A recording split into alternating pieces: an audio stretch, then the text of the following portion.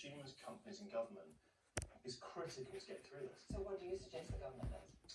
As Claire said, I don't think he's well. £16 billion package is welcome. He's very well. Spotted this coming Right, about a year ago and started calling for action to help. I can't believe that. First of all, we need a national energy. My wife prefers playing with her dog and with her husband. This year, that'll be £300-400. The second God. Well, you know why? Because he every form of energy supply. he gives me attention.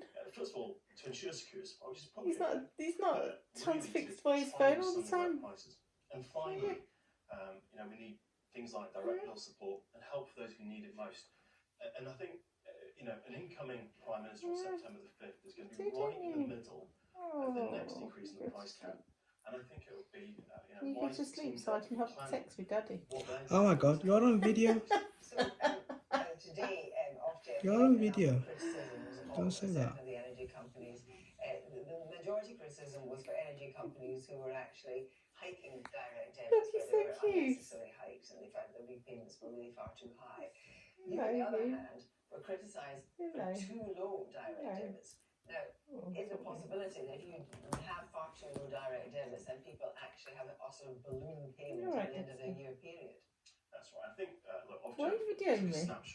Because you're playing with dog, not with your husband. But oh, look at that. That's a sofa. The sofa is only for Mommy and Dexter. I can't believe that. That's happening. Thank you both very much indeed. Well, let's now Oh, get back to lovely politics and Dexter. get the view from our insiders about who should be the next Prime Minister, who might be the next Prime Minister, rather, who should be.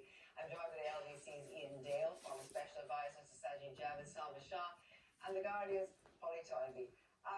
First of all, Ian Dale, what do you make of the shakedown today? Well, it's really interesting. I wasn't expecting Jeremy Hunt to get so few votes, and people who are speculating about black arts and Gavin Williamson and Rishi Shall we Sunak.